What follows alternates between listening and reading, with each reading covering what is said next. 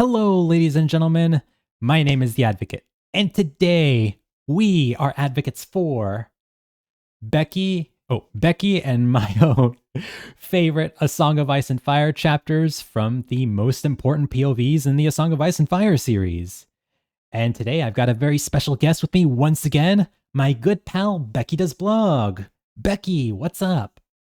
Ooh, hi, thanks for having me. I'm really glad to be here. How are you? Yeah. I'm glad to be here as well. Thank you so much again for staying up with me here late in UK time as it's early here in US time to do this video with me.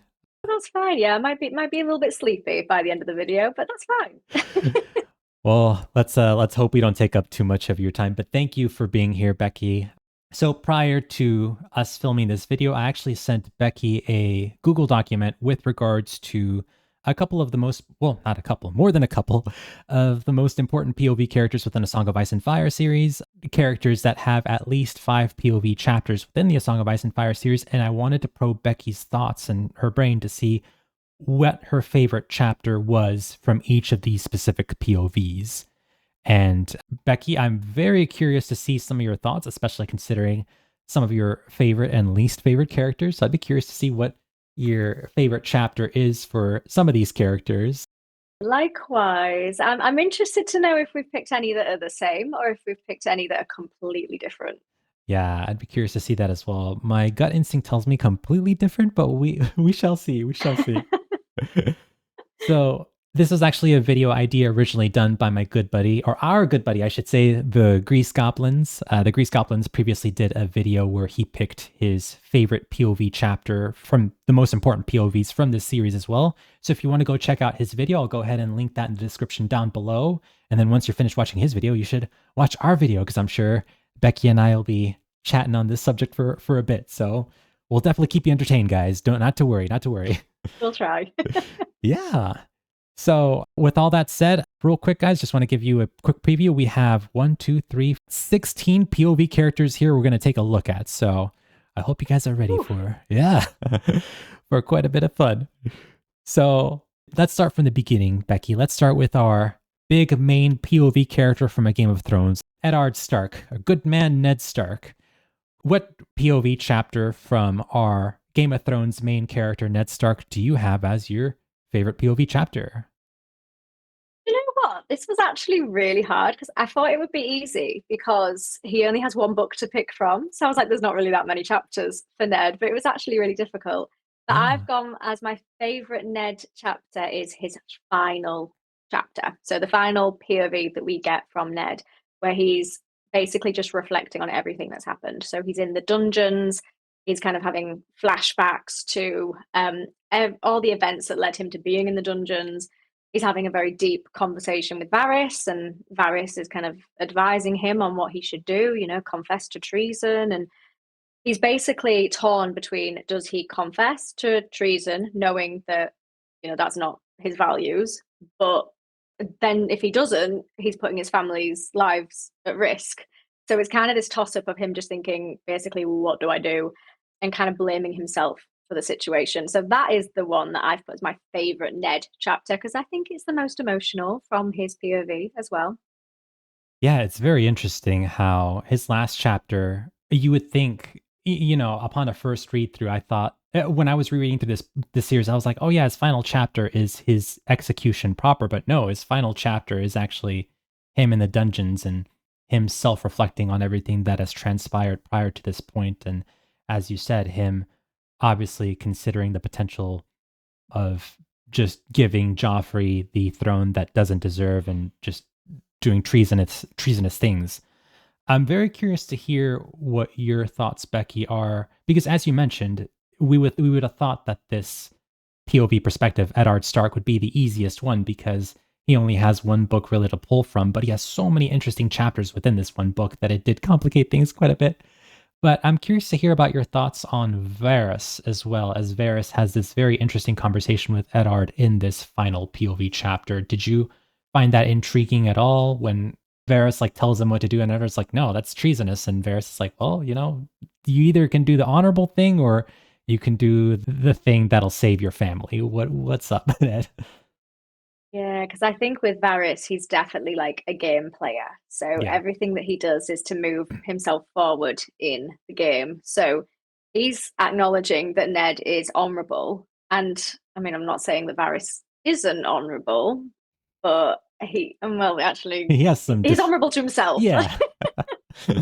Yeah, so I think he's looking at Ned thinking, there's this like, perfect person. Well, he's almost perfect person, but that's if he wants to come out of this alive and he wants to save his family, he needs to play the game a bit. So I think that's what he's advising him, but with his own intentions. And also we later find out that Ned does play the game and it still doesn't save him. Like Yeah. he still gets executed anyway. Yeah. So Varys's advice isn't exactly the right thing to do, but I think it kind of shows that Varys is like just a huge game player. And at this point, when reading the chapter, I was like, I don't know how to feel about Varys. I don't know whether to trust him or not because he's just such like a complicated character to say the least. Whereas Ned's just very honorable and loyal. Like it's a very kind of black and white Yeah. personality in Ned, I would say.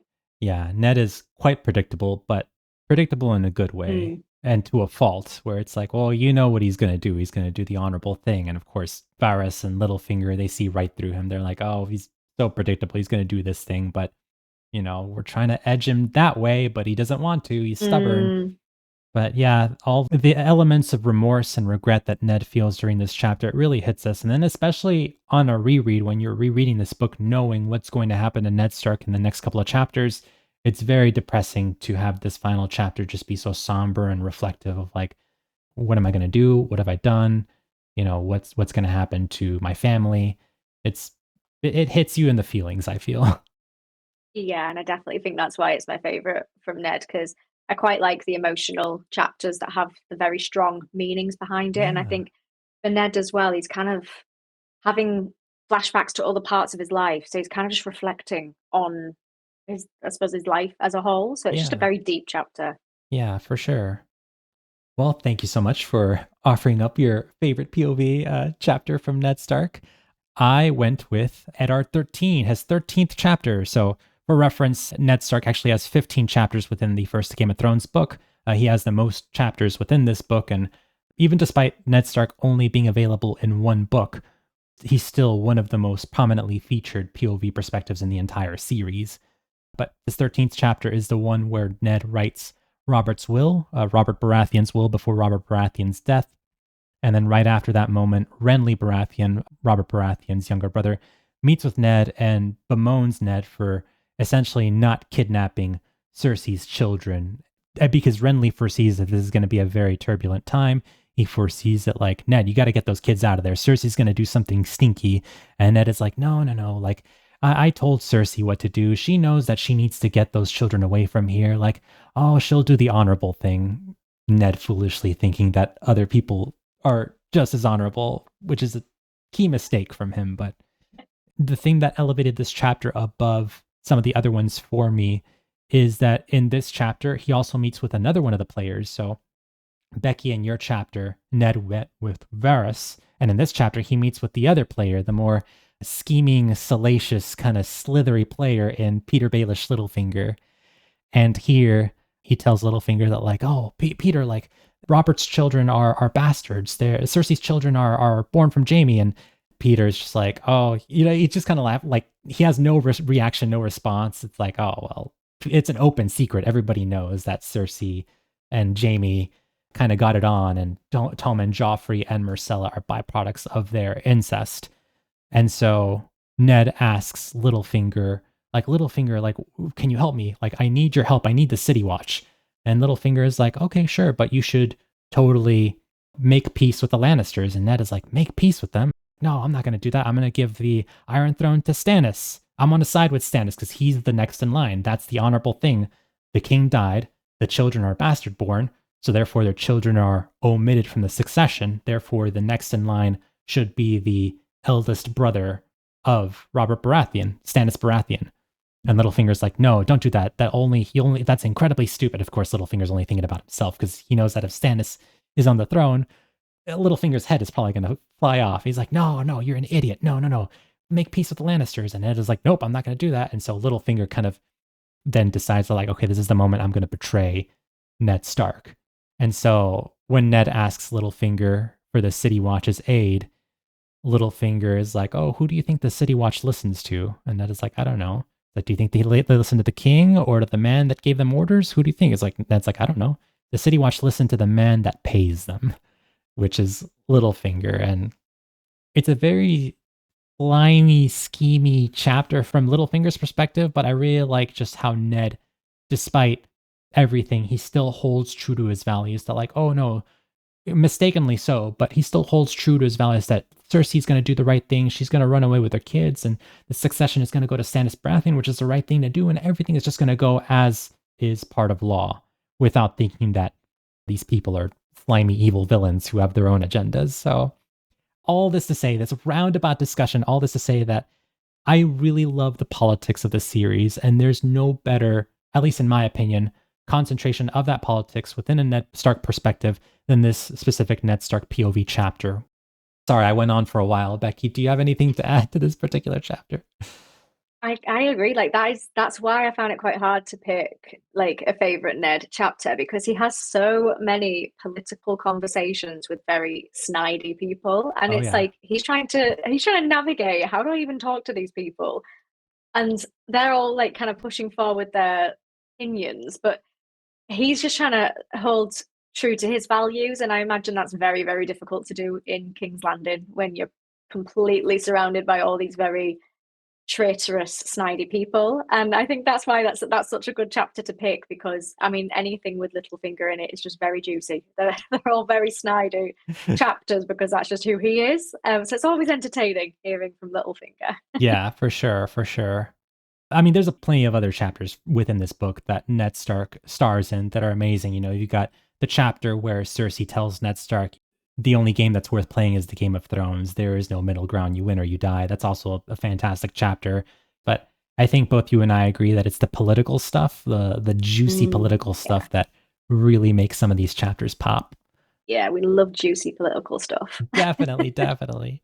Well, anyway, thank you, Becky, for your thoughts on Ned Stark. And I guess we'll now move on to our next POV character, Catelyn Stark.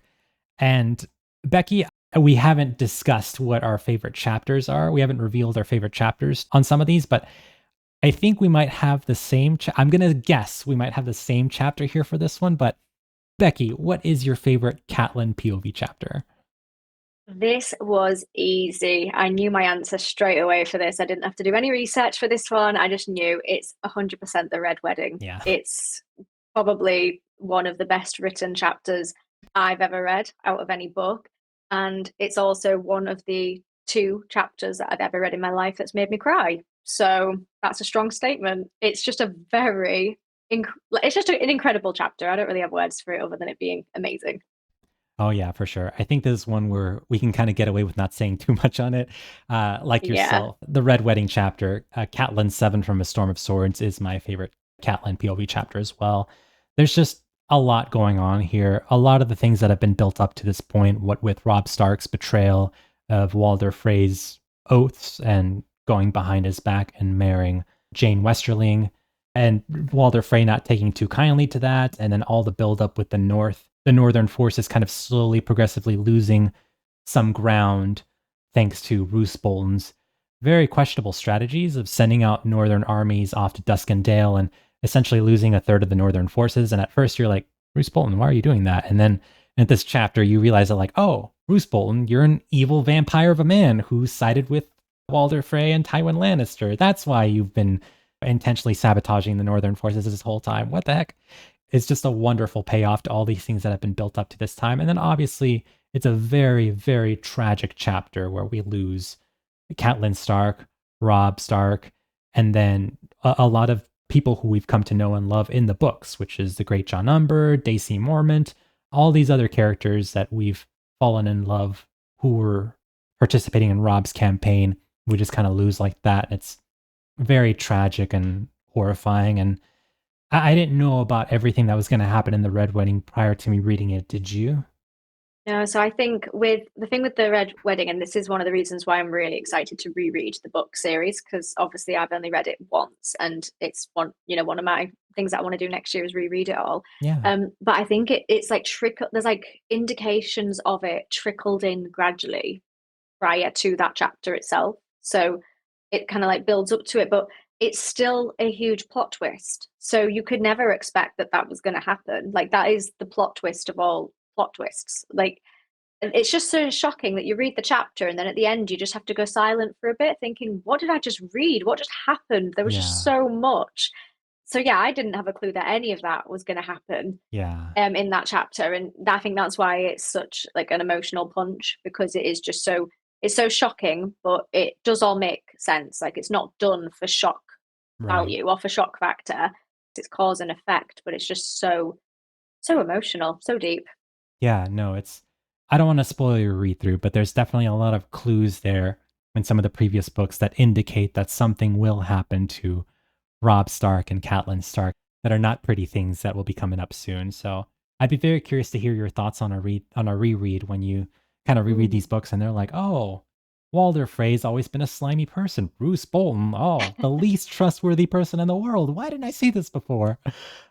Yeah, that's what I'm excited for. And I'm also interested to see whether or not my favorite chapters change after I've read the series a second time. Like I might have different opinions to what we're talking about today once I've read it another time, because this is just off of Yeah, like a first read through. So yeah, yeah, I'm interested for that.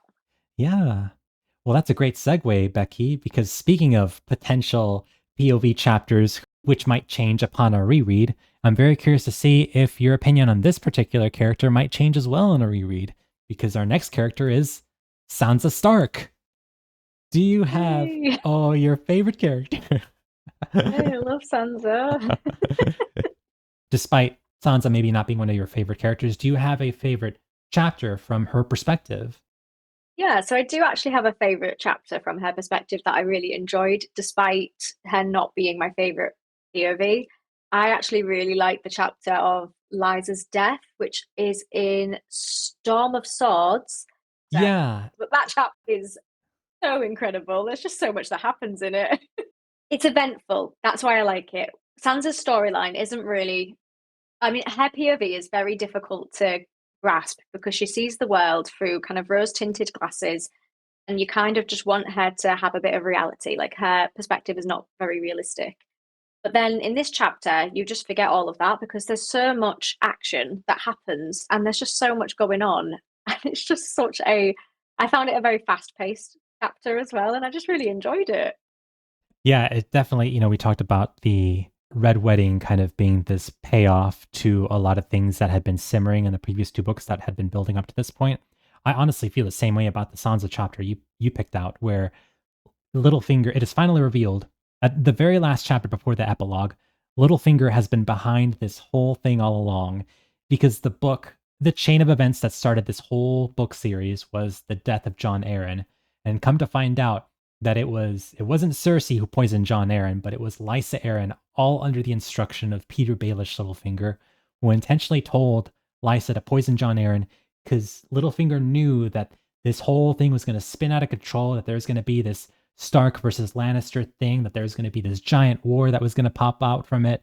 And Littlefinger loves chaos because as he mentions in the show anyway, he thrives on chaos.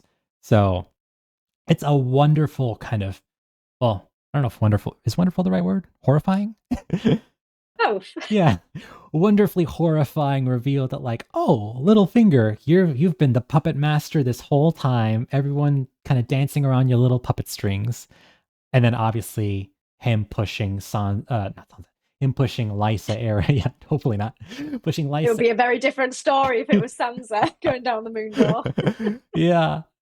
Pushing Lysa Arryn through the moon door. It just and Sansa witnessing this horrifying event, it definitely puts Peter Baelish now in a position of greater power than what he was at the beginning. So he kind of puppet stringed his way to this position of power where he's now the Lord of the Vale. And obviously, per his future chapters in, in A Feast for Crows, he also has greater aspirations with besides just being the Lord of the Vale. But Yeah, no, that's a fantastic chapter, Becky. Nice work, nice work. It is a very good one. And I just think as well, you really do see kind of how insane Lysa was as Oh well. yeah. And I really liked that. I just liked her insanity. Is that a bit of a weird statement? No, it was interesting, very intriguing. Interesting. I was intrigued by it. Yeah. Real quick before I mention my Sansa chapter, do you have any thoughts on Sweet Robin, Sweet Robert, Robert Arryn? So, because in that chapter as well, he has his like tantrum where he, because Sansa spends ages sculpting this perfect snow castle of Winterfell, and it's like a cute reminder of home, and then he just comes in and trashes it all. And I think one of the things that I liked about our sweet Robin, I mean, he's an annoying child. Okay, I can't stand him. He's very annoying. But Sansa learns, like, that's why it's a part of Sansa's character development, because she kind of learns later on how to not deal with him, that's not a nice term, but how to, like, well, she is manipulating him though, isn't she? She learns how to Yeah. work with him and how to communicate with him to get him to do what she wants, basically, and to get him to kind of not have the tantrums and kind of trust her. Yeah. So I think he's a big portrayal of her character development and how she learns to be very cunning in the Yeah. later books. I think work with him is the correct way to, yeah, definitely like the best kind of apt description of it. She learns to work with him while in addition kind of getting results that would benefit Sansa as well Mm, through working with little sweet Robin. yeah. Yeah, it's a perfect kind of a perfect reflection, as you mentioned, of kind of seeing Sansa's growth, where at first she's like, oh, this little boy ruined my Winterfell snow castle. What are you doing? To getting to a point where Sweet Robin now trusts Sansa completely, so Sansa can tell Sweet Robin whatever she wants. Like, oh, Sweet Robin, wouldn't it be great if we had lemon cakes at this feast? And Sweet Robin's like, oh, I love lemon cakes. And Sansa's like, hook, line, and sucker. I get lemon cakes at this Yeah. feast. Exactly. That's exactly what it is. That's why I like this chapter as well, because it's a huge contrast when you think about, they're having this argument and then he ends up having, like, being in quite a bit of a poor condition because of the tantrum and because of how, like, he's getting quite panicky over the situation. And then it leads to this massive fallout between the two. And then later on, she's kind of got him to trust her completely. So it's like, how do you go from that situation at the snow castle where then they're not getting along at all to then she's working with him and almost like using him for her gain and he's trusting her completely. So I think that's why I quite like this chapter. It's like a contrast of later ones. Yeah, for sure. A fantastic chapter from not just from Sansa's perspective, but also just all the stuff that, as we mentioned, that is revealed about Littlefinger, and then all these other Mm. things about Lysa Arryn, who is not a good person in the slightest, as we've discussed. No, she's a complete psychopath. But cool. So my favorite Sansa perspective is her final A Feast for Crows chapter, A Feast for Crows Elaine 2. It's called Elaine 2, despite the fact that there's three Sansa chapters, because I believe her first A Feast for Crows chapter is just called Sansa, and then her later two are called Elaine. And Elaine Stone is her fake name that Littlefinger bestows upon her because Sansa is pretending to be Peter Baelish's daughter, his bastard daughter, Elaine Stone.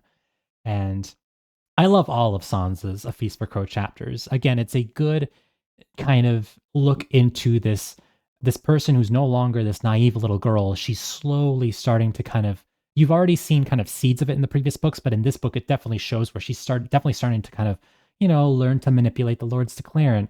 A cry here, a tear there, being like, oh, like my father Peter Baelish, he means well. And of course the Lord's Declarant buy it, and Littlefinger's just rubbing his hands like, oh, I've trained this one so well.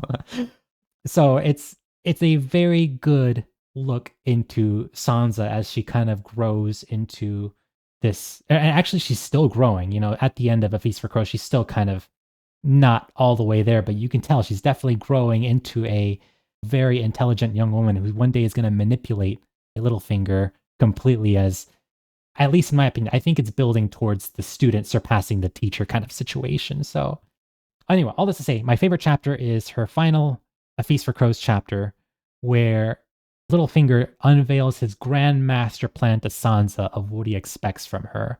It's like, all right, Sansa, Elaine, my daughter Elaine, I want you to marry Harry the heir. And Sansa's like, why am I going to do that? It's like, oh, you see, like on your wedding day, they'll see both you, a beautiful young woman and a handsome young lad standing arm in arm, and everybody will cheer for you. And then you'll come out with your direwolf sigil and your auburn red hair that was just like your mother, Catelyn's, and they'll recognize you as Sansa. Then you'll command the people of the Vale to reclaim your home of Winterfell. And then you, Sansa, will rule the Winterfell, which means that I, Littlefinger, will rule Winterfell through you. Oh, what a great gift I've bestowed upon you, Sansa. But again, it's all that political stuff that really, juicy political stuff that I love so much about this series. It just kind of, this chapter drips with it. And I love it so much because it's an indicator of where the story could go, whilst at the same time being an indicator of what is expected of Sansa and what Elaine could potentially do with this information as she continues to grow into a more cunning individual. So I'm very curious to see what happens next. But do you have any thoughts on that particular chapter, Becky? Yeah, that's a really good choice. I do like all of Sansa's chapters as Elaine. I do really like those, and actually, like Feast for Crows was my least favorite book out of the core series, but Sansa's additions to that book were, very, very interesting. But like you said, it goes back to Littlefinger and how he's always got a plan. He's always working towards some snidey plan that benefits him. And like you say, in that chapter, he just unveils it all. And that's why any conversation that anybody has with Littlefinger is just so juicy, because he's Yeah. just such a meticulous game master, basically. And that's what he's telling Sansa as well in that chapter. But I like the idea of, hopefully, if Winds of Winter ever comes out, Sansa maybe being able to manipulate Littlefinger. That would be cool. Oh, I like that idea. yeah. I would so love for that to happen. I mean, knock on wood. Hopefully, we will see that booked one day. But we'll see. We'll see. Fingers crossed. Cool. Well, thank you so much for sharing your thoughts on maybe not one of your favorite characters, but let's move on to someone who is one of your more favorite characters, Arya Stark. Becky, what opinions do you have on this child character and her potential best chapter within the series? So again, this one was really difficult because I like a lot of Arya's chapters. My one issue with Arya is that sometimes it doesn't feel like she has enough chapters. Like you could go, hundreds and hundreds of pages in between Arya chapters. So that's my one gripe with her. But when I was looking back on it, I do actually think one of probably my favorite Arya chapter is Ned's execution in book one. Oh, I yeah. think I think it's because she starts off the chapter just casually going around chasing pigeons, and then the end of the chapter, her father's dead. So Yeah. it's like, and I think it's all her thought processes in that time and how she is immediately slung into, kind of immediately pretending to be a boy to try and be safe. Like she doesn't even get time to process it. It's like it happens, and then all of a sudden she's on her next journey immediately. She's like smuggled out of there for safety. Yeah. Um, so I think that one, probably because of how innocent Arya feels in that chapter, but then obviously we know later on her story arc, she's not innocent. She's a complete badass. Like she's Oh, very yeah. independent, especially at the House of Black and White. Like she later on, she's just an incredible inspirational character. But I think it's because in that chapter, that is like she's no longer an innocent young girl. She's now gone through such hardship, and she's now on her journey to being independent and growing from that, if that makes sense. Yeah, no, it makes complete sense. She she's definitely grown from all the negative experiences she's had throughout the series. And we didn't really mention this in the Red Wedding when we talked about Catelyn's chapter, but the chapter immediately following Catelyn's final chapter Mm. is an Arya Stark chapter. It's Arya Stark. She doesn't witness the Red Wedding per se, but she's there at the twins when this assassination is happening, this horrifying, vicious event is happening. So she is there to basically be part of one of the most infamous events in the series. And even though she doesn't visibly see Catelyn and her brother Rob being killed, she is aware that something awful is happening. And then she is later told that, like, okay, yes, at this wedding, your brother and mother just got killed. And it's an awful thing. And then to see that as well, that she was also bearing witness to Ned Stark's execution in a Game of Thrones. It's like, wow, this young child has gone through so much. Like, of course, that would have some kind of profound effect on her, which where then she would grow. She would start growing into someone who desires revenge and seeks revenge on all these people who have wronged her and her family. So for her to currently be in the House of Black and White and be slowly growing into an assassin, I think it's a very appropriate journey for her character considering all the bad things she's experienced up to that point. But yeah, no, that's a great chapter, Becky. I again on a reread, I forgot that like, oh yeah, Ned Stark's execution wasn't a Ned Stark POV, but rather an Arya Stark POV, and it's just crazy. I do want to ask you because you, like myself, you read the books before watching the show, but there's a moment in the show that wasn't part of the books where Arya stands on the statue of Baelor, and in the book, Yoren just happens upon Arya and tells Arya not to look as Ned Stark's about to get executed. However, in the show, I think they add something really clever, and George R. R. Martin agrees as well, where Ned Stark sees Yoren, and then he yells to Yoren, Baelor. And so Yoren then looks at the statue of Baelor because Ned Stark saw Arya was standing on the statue of Baelor. And so Yoren then finds Arya and then shields her eyes from witnessing this horrible event. What did you think of that change in particular, or actually just in general, the show's adaptation of that pivotal event from the first book? I thought the show's adaptation of that chapter was brilliant, and the additional extra added bits that they added in at that time where, they made sense. Obviously, I'm at the point in Game of Thrones at the moment where some of the changes are not starting to make sense anymore. But that one is one that did, and I think it was powerful. And it was such like a small, minute change, but it still made sense. It's almost like it could have been in the books. Like to be fair, you could have read the book ages ago, watched that scene, and then in your head thought that was in the book. Like that's how much it kind of makes sense, at least in my opinion, anyway. But overall, I thought the scene was a great adaptation because it was still told from Arya's perspective. Like even when Yeah. Ned's head is being chopped off, it cuts to Arya and it's her face and like everything like the muffled sounds that she can hear because obviously she's not looking. So it's kind of like even the TV scene is told from Arya's perspective at that end point. So yeah, I thought they adapted it really well in season one. Yeah, the first season they did such a great job of adapting. Like even Mm. some of the dialogue bits from the first season are ripped word for word from the book. Like they did a fantastic job of adapting the show during the first season, and as you mentioned, even in the TV show they still kept that scene kind of from Arya's perspective because Arya, obviously this horrible event happens, but the person who receives the most screen time during this event is Arya herself, as Yoren is kind of shielding her. And then after the execution happens, she looks to the sky and she sees pigeons flying about. A very well done adaptation of a very powerful scene for sure. Well, thanks for sharing your thoughts, Becky. So I feel after hearing your thoughts on this Arya chapter, I feel like maybe I picked the wrong one, but I'm gonna stick with my I'm gonna stick with my gut. This one is a little bit of a, I guess, happier. Well, I don't know if happier is the right word. Ooh. A more feel good chapter. This is Arya's ninth chapter in the Clash of Kings, Arya 9, and this is when Arya had already met Jack and Hagar up to this point, and Jack and Hagar had promised to kill 3 people for Arya in exchange for Arya saving the lives of Jack and Hagar, Rorge, and Biter when that fire happened.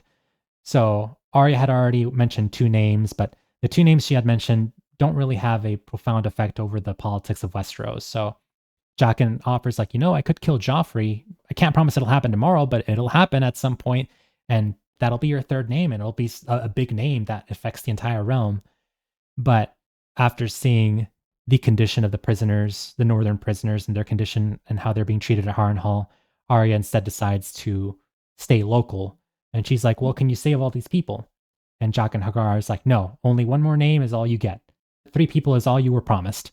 And so then Arya very cleverly, she's like, okay, well, the 3rd name's going to be Jaqen Hagar. And Jaqen's like, no, take that back. And Arya's like, nope, unless you save all these people, you're going to be the 3rd name. Take that. And so Jaqen begrudgingly agrees. And so she helps Arya save these northern prisoners. They cook up this soup. They call it weasel soup, where they're like all these prison guards. It's like, oh, the prison guards like, oh, we're gonna get soup. And Jaqen and Arya, it's like, yep, here's your soup. So they pour it over their heads and they're burning like, ah, hot soup on my head. Wow. And so they free all the northern prisoners. The northern prisoners escape and they retake Harrenhal just in time for Roose Bolton to arrive. And Roose Bolton is like, oh, who's responsible for this? And they all point to Arya, who at that point is not called Arya. She's called Nan. So Roose Bolton is like, ah, Nan, there you are. Well, for doing all this, you can be my cupbearer. And Arya's like, all right, yay. I get to not be a prisoner anymore. Now I'm a cupbearer, I guess. But I don't know. It's a very, considering what she had witnessed at the very end of the Game of Thrones to where she was here, it's a more, I guess, endearing chapter. I don't know. There's still murder. You know what I'm trying to say. From Arya's Yeah. perspective, it's a better turn of events.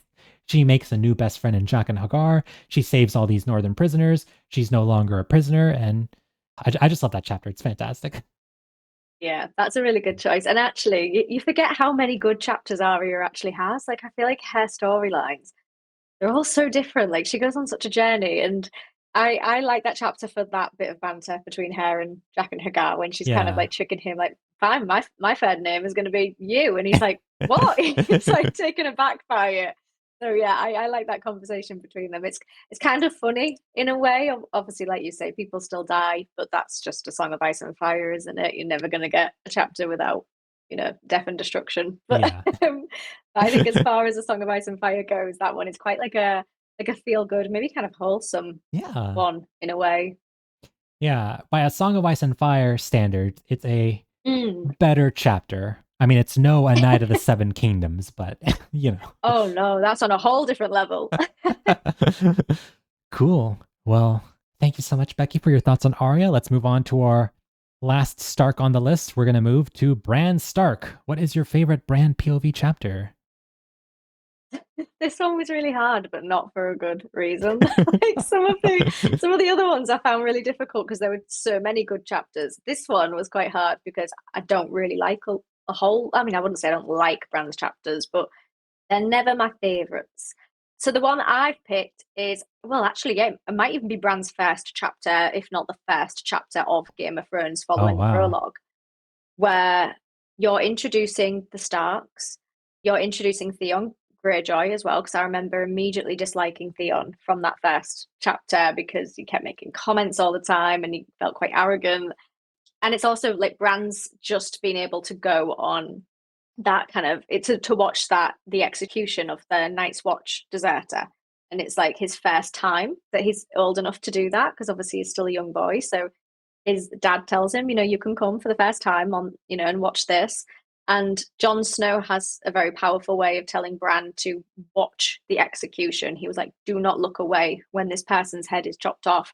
You have to watch, basically. And in that chapter as well, you also get the direwolf pups. So it introduces them. Again, I really hated Theon because he suggests to kill all the direwolf pups. And I remember thinking, well, I'm going to have you, Theon. But obviously they did. And it's quite cute. It's quite a cute ending to the chapter. It gave me a bit of hope for the book series because I thought this is really wholesome. They found all these little direwolf pups. Even Jon Snow gets one at the end, a little white one for him. And it gave me a very delusional sense of hope for what was to come in A Song of Ice and Fire. Yeah, that chapter definitely does not set you up for the depressing journey you're about to go on, for sure. No, not at all. That's a great chapter. Yeah, because obviously you have the prologue chapter in A Game of Thrones, but the very, very first chapter proper in this entire series is from Bran Stark's perspective. So, and really, I guess it's one of the few times, again, those beginning chapters where you see the family together at Winterfell. Although here they're not at Winterfell, they're there that witness the execution of Will, who Mm. had escaped from the Night's Watch after seeing the other in the prologue. But yeah, this is, I guess, one of the first chapters where you see kind of the family together, despite this being the context for this togetherness being witnessing the execution of someone. And then, like you said, yeah, Jon Snow telling Bran Stark, like, don't look away. Your father will know if you look away. And it being a very good reflection slash indication of how this society, especially in the North, works. That Ned Stark is the one who beheads Will. And it's like, Bran, do you know why I had to do it? It's like, no. It's like, well, the man who carries out the sentence is the one who also has to carry out the execution. And so because I'm the one who said like, all right, you're charged with treason, so therefore you're gonna die. I'm the one who has to do it. And it's a very, I guess, good reflection of Ned Stark's character, whilst at the same time communicating to Bran and communicating to the reader as well that this is how the society works. And it's so cool. And as you mentioned, yeah, Theon Greyjoy is a complete yeah, not a likable person here. Not a likable person for the first two books, actually. Yeah, he's not. Good choice, good choice. I was gonna ask you well, actually, I'm gonna ask you like Bran Stark and Sansa Stark, who would you say if you had to pick a lesser favorite character? It's hard to say because I like Bran's personality more than I like Sansa's. So in terms of personality and perspective, I don't like Sansa's all that much. But I think I prefer her storylines because I feel like Bran's gets a little bit stagnant in the middle of the series. He's just kind of not doing a whole lot. So I think I would go for I like Sansa's chapters overall more because her storylines get very, very interesting. But Yeah, then when I come to a Bran chapter, I'm like, okay, I enjoyed the chapter because I quite like Bran's POVs, but nothing really happened. yeah, So I think that's made him maybe not. Yeah, I think I prefer reading Sansa's maybe. gotcha. That makes sense. Yeah, out of all the Stark children, Rickon notwithstanding, because Rickon's just a 4-year-old tantrum child, Bran definitely has the least personality, I would say. It's just just a 7-year-old boy who likes to climb. Then his legs get broken. Then he's just a 7-year-old mopey boy, and Yeah, that's all he really is for the first four books. yeah, he's just standard, isn't he? He doesn't really do a whole lot, and he doesn't really have like a distinct personality. He's just very like standard, Yeah, neutral. yeah, it's a good way to describe it. I will say, despite Bran being relatively standard, and for the most part, I agree with you. He doesn't really contribute much to the plot in terms of things that are super important himself. I will say that his last A Dance with Dragons chapter, which is my favorite POV chapter from Bran Stark, I love that chapter.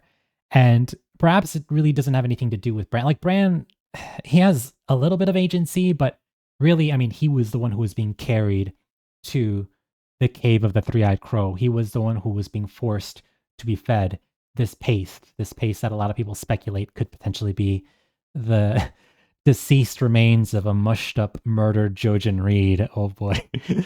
And so they feed it to him. So basically Bran is being told and forced all these things. So Bran doesn't really have much agency, but I still think a lot of cool stuff happens within A Dance with Dragons, and in particular this final chapter where he's in the cave of the three-eyed crow, and then after eating this potential Jojen paste, this Jojen Reed soup, he has all these visions about he has all these visions from the perspective of the Weirwood tree in Winterfell, where the Weirwood tree has been there for thousands of years and has witnessed a whole bunch of events, starting first with like Ned Stark cleaning his ice sword, and then it goes back a little bit more in time with Benjen and Lyanna Stark, who are Ned Stark's brother and sister when they were kids, kind of dueling with swords, and then it goes back further in time through all these events, all leading up to one of the very first events that Weirwood tree witnessed, which is, and again, this is speculation, so it has not been confirmed whatsoever, but a lot of people speculate that the person that was murdered in the very last scene that Bran witnesses in his dreams and visions is the original Night's King. And the Night's King is a character who may or may not still be alive, who may or may not be controlling the others right now and having the others kind of slowly dominate through Westeros. Right now they're north of the wall, but they could break through the wall and go south into Westeros, but we'll see. We don't know that yet. So I don't know. That Bran chapter is really spooky. It's got a lot of just really good Mm. ambiance, very, very surreal, very haunting, and just Bran witnessing the history of Winterfell through that Weirwood tree, I think, is just rife with speculation and it's just all sorts of good stuff. But would you say that Bran improved for you in A Dance with Dragons, or would you still say he's still just a standard child? He's still a standard child, but I do think like you say, his storyline does kind of have. I feel like he's got some of like the most fantasy elements For to sure. him Yeah. because obviously you've got the warging, you've got that spooky weirwood tree, you've got all this stuff. Yeah, he definitely does have the most amount of fantasy elements in his chapters, but I think it's because in the middle of the series, it doesn't feel like he's progressing his plot much, and it kind of is just within Dance with Dragons, but obviously that's the final book that we have so far.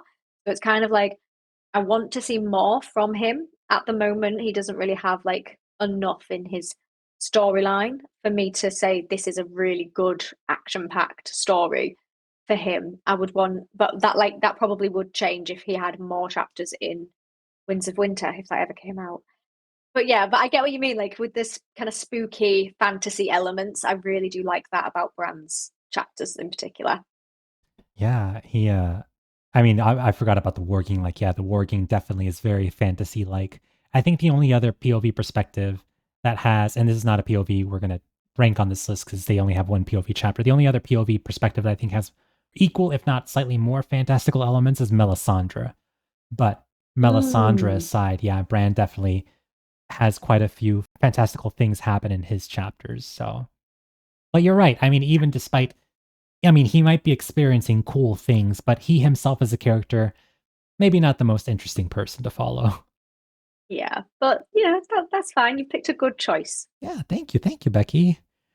Well, earlier I had mentioned that Bran was going to be our last Stark we talked about. That is partially true. I don't know how you want to say this, but our next person we're going to talk about is Jon Snow, who is up to this point Ned Stark's bastard-born son, Jon Snow.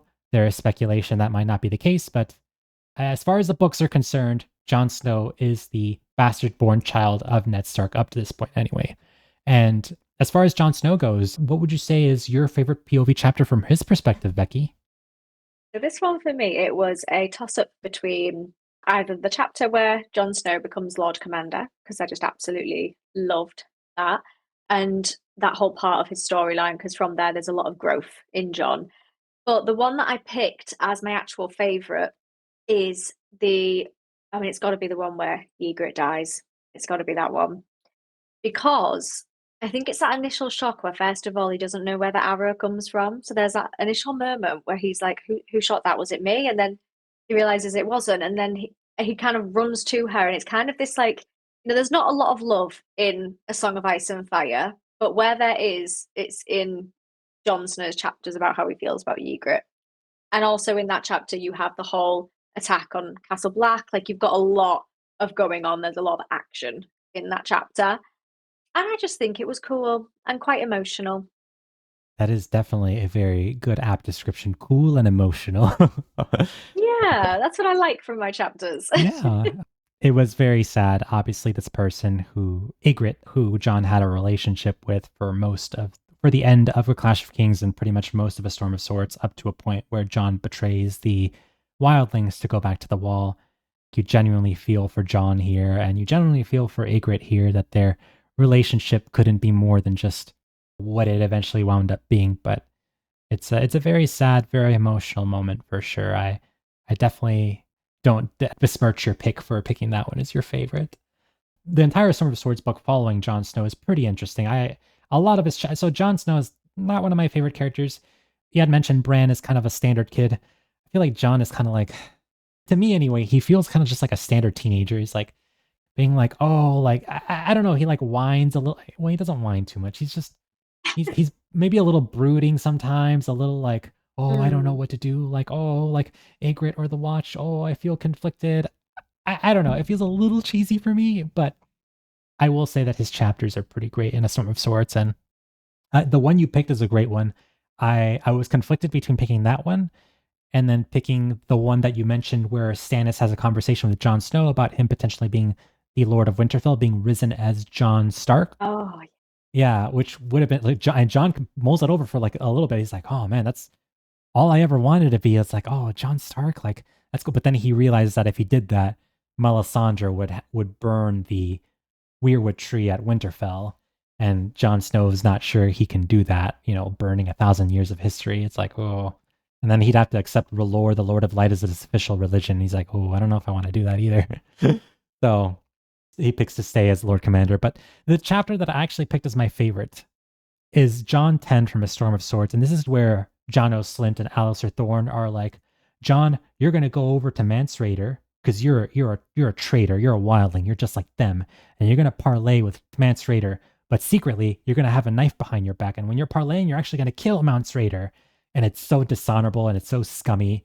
But Jon Snow is like he has no other choice because otherwise they're going to execute Jon if he doesn't do it. So Jon kind of is like, oh, like what am I gonna like? Fine, I'm stuck in this. So he goes over to Mance Rayder's tent to like parlay with Mance, and Mance is like not happy to see Jon, especially after all the events that had transpired throughout this book, where Jon Snow had convinced Mance that he wanted to join the Wildlings, and plot twist, he ran away from the Wildlings to rejoin up with the Wall, and so Mance is not happy to see him, and as like Jon is like thinking about what to do, and Mance even gives Jon the Horn of Winter. He's like, I'll give you the Horn of Winter, but only if you let us cross through the wall. But we're not going to pay your silly Westerosi taxes to live on your land. No, we're just going to live as free folks south of the wall, and you can't stop us. And so Jon is just like stuck at an impasse. He's not sure what to do. He doesn't want to kill Mance, but he doesn't want to let the wildlings pass through. But then Stannis Baratheon makes a decision for him because him and his army show up at this wildling camp at a conveniently good time, and they kill a lot of the wildlings, and they save Jon Snow, and then they capture Mance Rayder. And Jon is like, oh, Stannis has come to save me. Yes, the one true king, the only king who seems to care about the threat of the others. He actually came through for us. Oh, Stannis, I love you. So I don't know. It's just, I guess it's that moment where Jon is conflicted and he has to decide between, do I want to do this dishonorable thing of killing Mance, or do I want to do this slightly less dishonorable but still kind of dishonorable thing of letting the wildlings through? Well, maybe it's not as dishonorable, but two not good things he has to decide between, and it's just he's like spinning those things around in his head, and it's just very, very interesting. I love that chapter. But do you have any thoughts on that particular chapter, Becky? That is a good choice because, like you say, in a lot of Jon Snow's chapters, he's very conflicted over Hmm. what to do. He's been given a lot of choices, a lot of decisions, and like you say, kind of he's like a spy in the wildlings, and then he's kind of considering, like you said earlier, Ygritte or the Night's Watch, or well, am I a crow? Am I a wildling? Yeah. Like he's all over the place a bit. And I think it's like politics, but in a very minute way, because it's not like politics in terms of the one true king and all over the Seven Kingdoms. It's much more specific to Jon and the Night's Watch and the wildlings. So I think that's quite a good one, trying to look at his perspectives of how he's viewing his different options and trying to see the cogs working and his pattern of Yeah. thinking. I think that's a good chapter for that. Yeah, of course. Good stuff. Good stuff. So, moving on from Jon, we'll hit our other big A Dance with Dragons main character in Daenerys Targaryen. My favorite character. Oh, joy. Daenerys. Becky, what is your favorite Daenerys POV chapter? So I definitely think I like Daenerys a lot more than you do, That's but okay. she's still not like she's not the best, is she? But my favorite. So again, I had two that were in the running. So the one that I picked second place that was an option for my favorite is the House of the Undying chapter. So that one is a great, great chapter. But the other chapter by her that I think is just above that in terms of the feelings it gave me when I read it. It's her final chapter in Game of Thrones, and I think as well it's the final chapter of the book where the dragons are like reborn and she's out the fire. And I think it's just epic, isn't it? I mean, that's the point where I read it and I was like, oh my goodness, dragons. And it's just so cool. Yeah. Yeah, no, that's amazing. It's an amazing chapter. Throughout that whole Game of Thrones book, it was built up that Dany was gifted these dragon eggs by Illyrio, and it's like, oh, these dragon eggs are useless. We haven't seen a dragon for more than 150 years. Like it's pointless, but it's just a good gift. So throughout this whole book, she had these useless dragon eggs with her, and then in the very last chapter, the very last page of the very last chapter, the dragon eggs hatch and these dragons are born, and for the first time in more than a century the world could hear the call of dragons, and it's so fantastical, so cool, and so epic. Yeah. Yeah, it's amazing. Like the feelings that I had at the end of that chapter, and then obviously it was the end of the book. I was like, okay, well, I need to read the next one immediately. Like it was so so good. Yeah, agreed. I think Becky, I just think you like dragons. I think that's what this tells me. Oh yeah, what gave that away? I've never said that before. Well, I agree with you. I think that's an amazing chapter. And speaking of dragons, I think my favorite Daenerys POV chapter is her second to last A Dance with Dragons chapter. This is Daenerys 9 from A Dance with Dragons. And this is when Dany is in slavery. She's in Marine, and they're having this giant tourney kind of thing, this a giant event that's happening essentially to commemorate the return of slavery to Marine. And Dany just can't help but be depressed with herself, like, oh, I can't believe like slavery has returned to this. I fought so hard to end slavery, and here it is. Everyone's cheering and celebrating, and I just can't help it. And so these events are going on, and she's just disgusted with herself. She's disgusted with his daughter. She's disgusted with this whole city.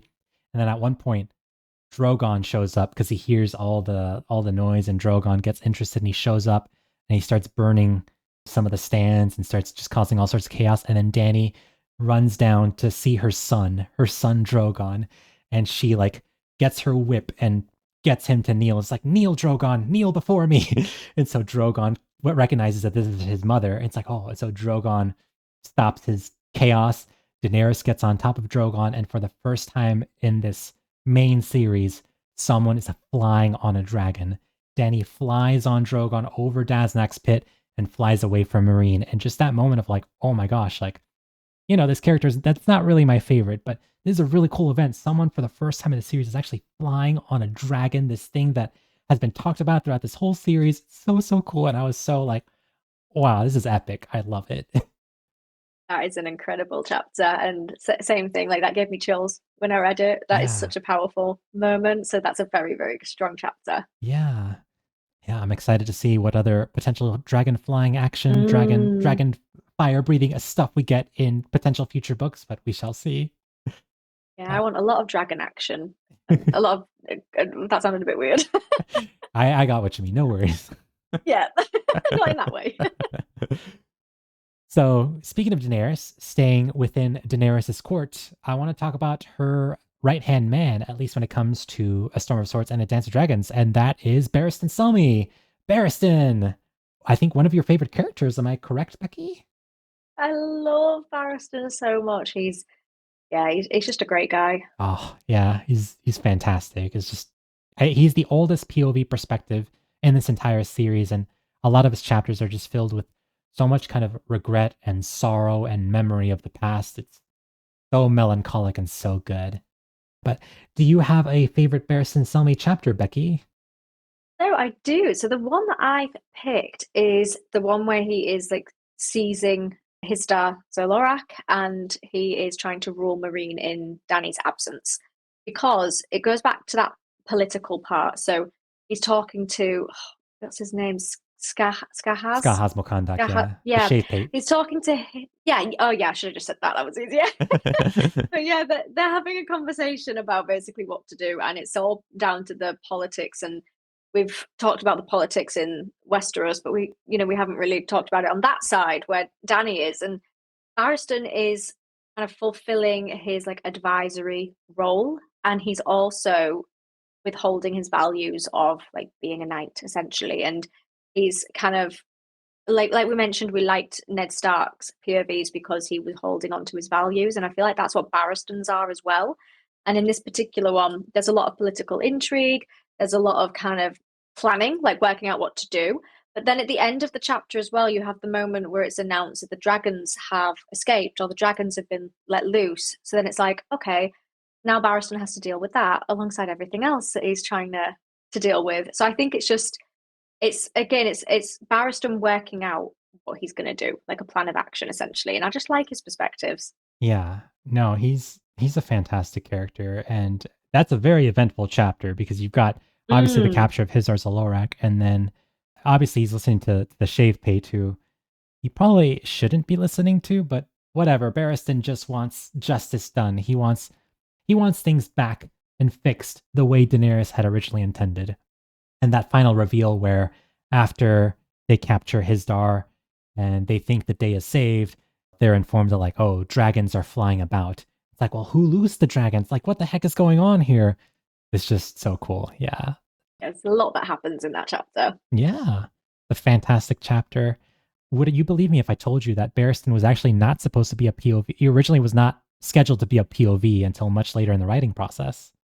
Really? Why was he added in then? Yeah. So essentially, George R. R. Martin needed a perspective. So when Daenerys flew away from Marine, George R. R. Martin was like, Mm. oh, shoot.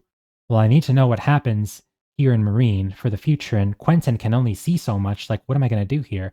And so as a compromise, he's like, oh, I'll just add a Barristan Selmy POV. That'll fix everything. And so, yeah, it's like, oh, now we have eyes on the SOC court and the Miranese court that we didn't have before, and all it took was just promoting someone to POV, and he's an awesome POV. We all love Barristan. Yeah.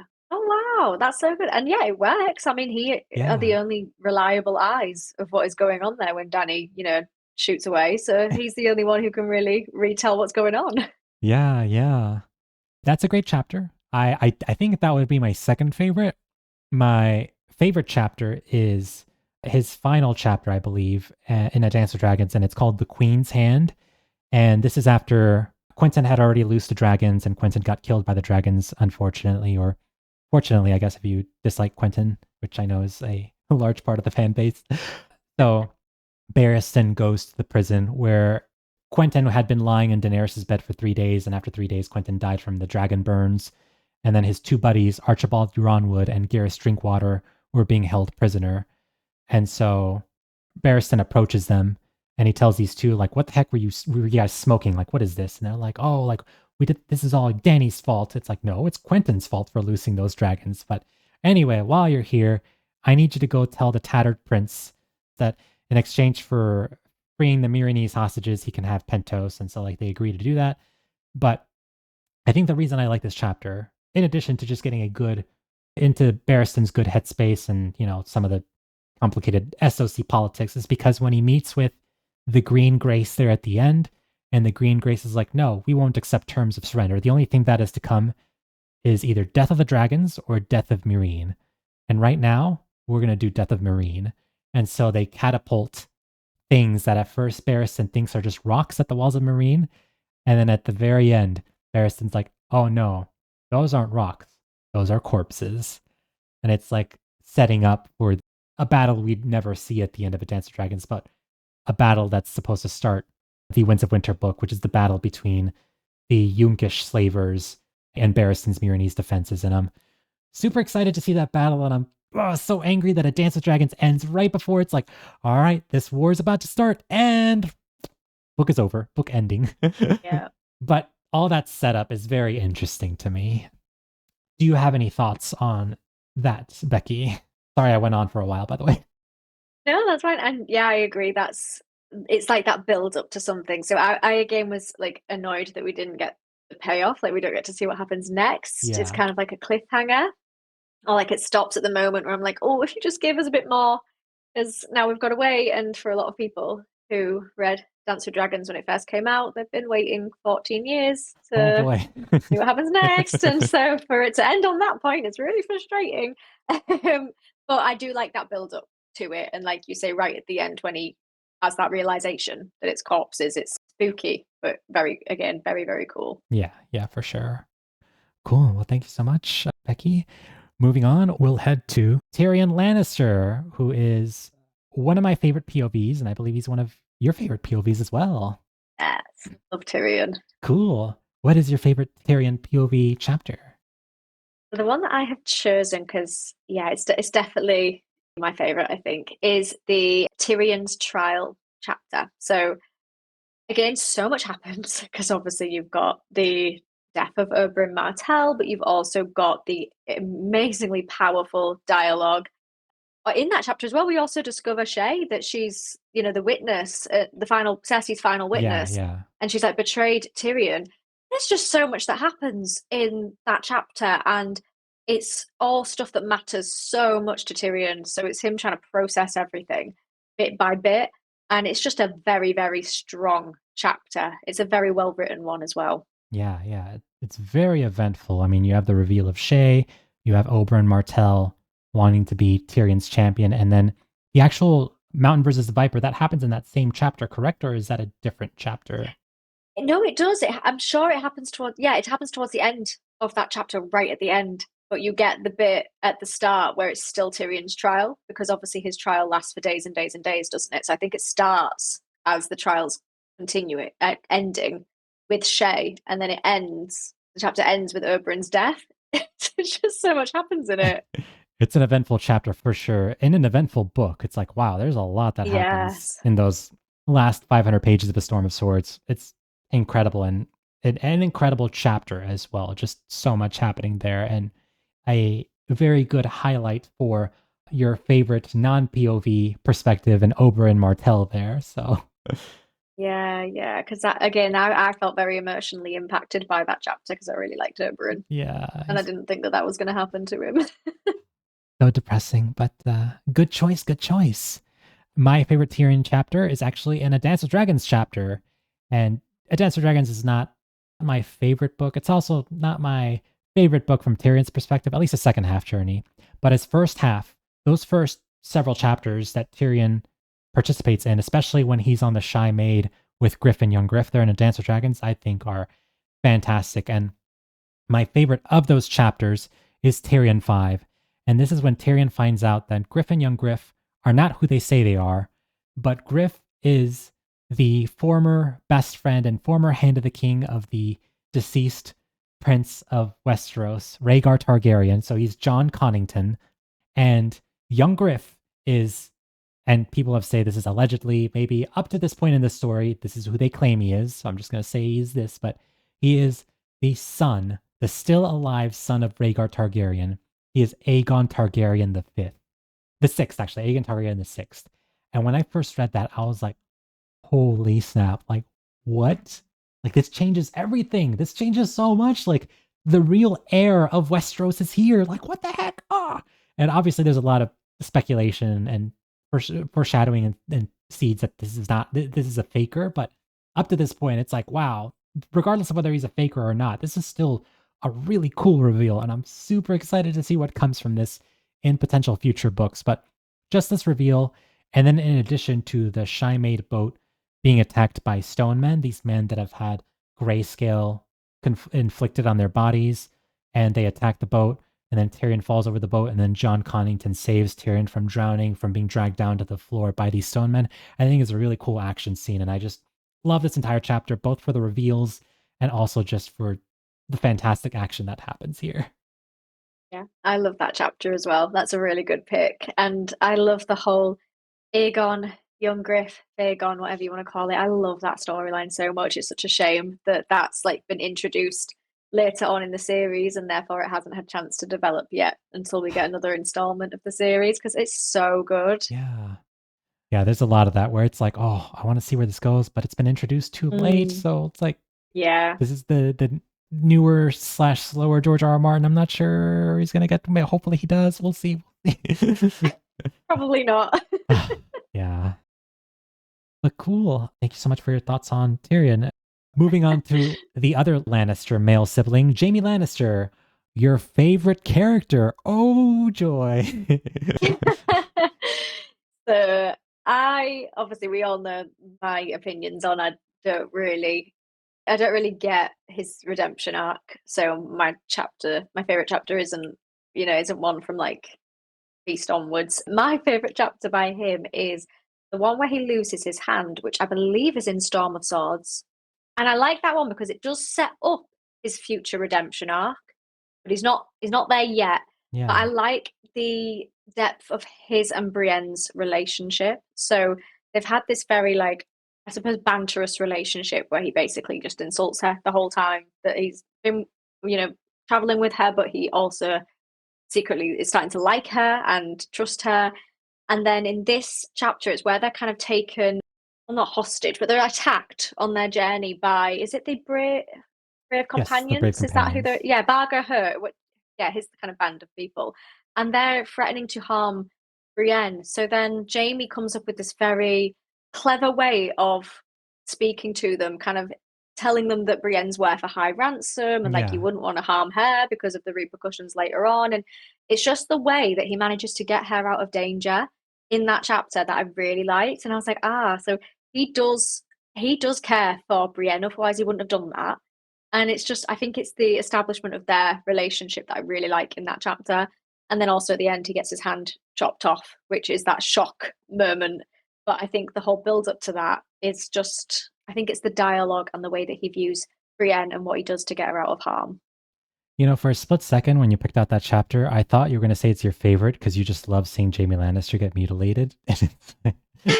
I'm not that evil. I I don't know, I like the know. guy, but I don't wish for his hand to be mutilated.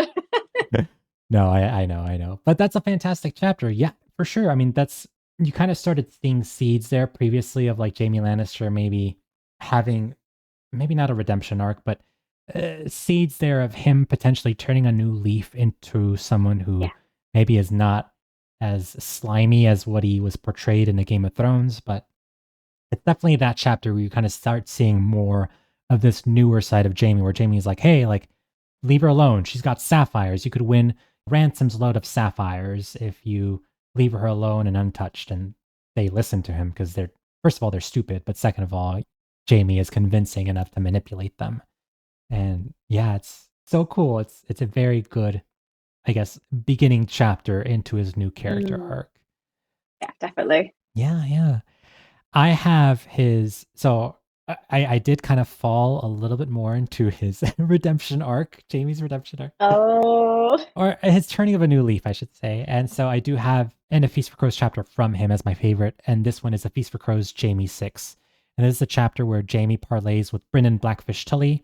There had been a siege on River Run that the Freys were attempting to starve out Brynnen Blackfish Tully and Enmere Tully, who lived in the castle, but they were stupidly going about it. They were threatening Brynnen Tully with like, "Oh, look, we're gonna hang Edmure Tully one of these days if you don't give us what we want. We're gonna hang Edmure Tully." And Brennan's just like, "Just hang him. Like, I don't care anymore. Like, you can't do anything to me." It's like Edmure probably wants it too. Just hang him too. Like, he just get this over with. This farce over with.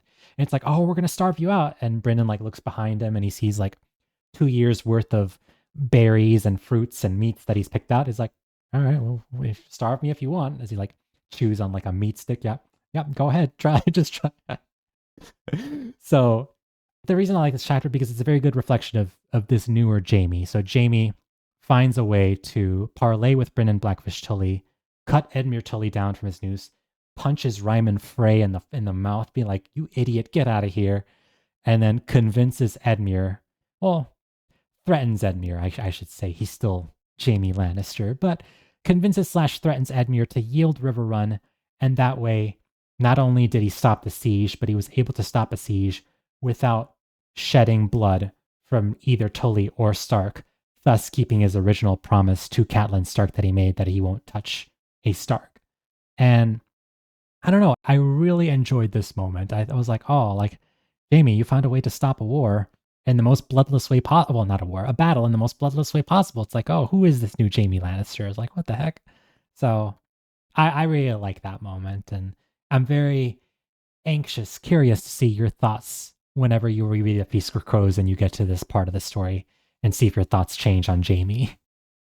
yeah, I'm expecting that that is the part that will change the most. I think, especially kind of because at first, I think now that I know what his redemption arc is like at the end of the series thus far, I'll be able to compare that when I reread it to how he is at the beginning. So, like you said, the way that he goes about ending this conflict with no bloodshed, the old Jamie maybe wouldn't have done that. He probably would have like resorted to violence, or he wouldn't have gone about it that way. So I think again, it's that massive contrast of character development between what he would have done at the start of the book series compared to what he does towards the end. So I think that's why I will probably enjoy his redemption arc a lot more when I reread it, because now I've read all of his arc thus far, and I'll be able to compare it from the beginning again. Yeah, yeah.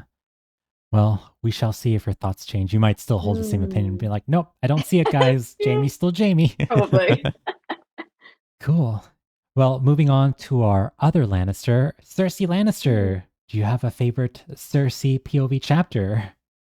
I do, and this one was very easy for me because as soon as I read it, I knew it was my favorite by Cersei, and that is her walk of shame, or I Oh, yeah. think walk of atonement is what they Yeah. call it. I think, where she goes from the Great Sept of Baelor to the Red Keep. She's stripped, naked. She's in a very vulnerable position. People are shouting at her, they're throwing things at her, and obviously she's confessed to her sins, and that is what she has to do as a result. But it's that I think it's the way that she starts off the walk, still being very full of pride, still very strong, thinking, I will not let this break me down.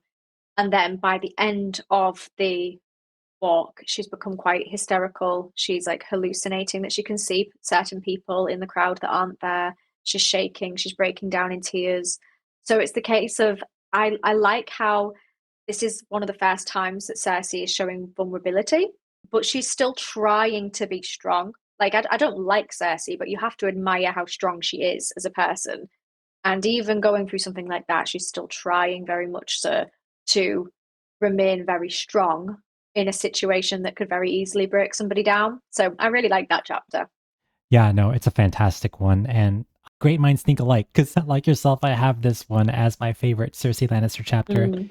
It's a very good, I guess, kind of payoff chapter because up to this point, Cersei has come across as, well, in A Feast for Crows, you kind of start seeing that she's not completely composed as maybe we initially thought. But Cersei has been always seen as this hyena, this villainess, this like, oh, I'm gonna connive and try to get things my way, and I'm such an evil woman, wahahaha. And then for it to kind of come back and bite her in the rear end and her pay the consequences by doing this walk of atonement, it is a very, I guess, payoff of like, wow, like she has really fallen from grace here. This is what she has now been reduced to, is just a grieving naked woman walking through the streets of King's Landing. And as she does, she starts hallucinating on all these people she has hurt in the past. Yet at the same time, we see that she's still trying to kind of stay Cersei Lannister. She's like, oh, I will not let them see me weep.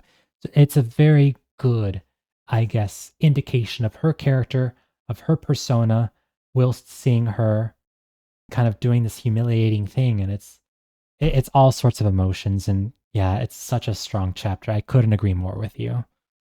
Yeah, I think it's quite inspirational as well. I think it's quite, you can admire the way that she tries to stay strong through something like that. Yeah, it's very interesting how, despite this character not being someone you're supposed to like, you still find Mm. ways to empathize with her in this horrifying situation she's in. It's like, wow, like, I don't like this character whatsoever. She's a conniving snake, yet at the same time, oh, she doesn't deserve this. I don't think she does. It's like, oh, but yeah.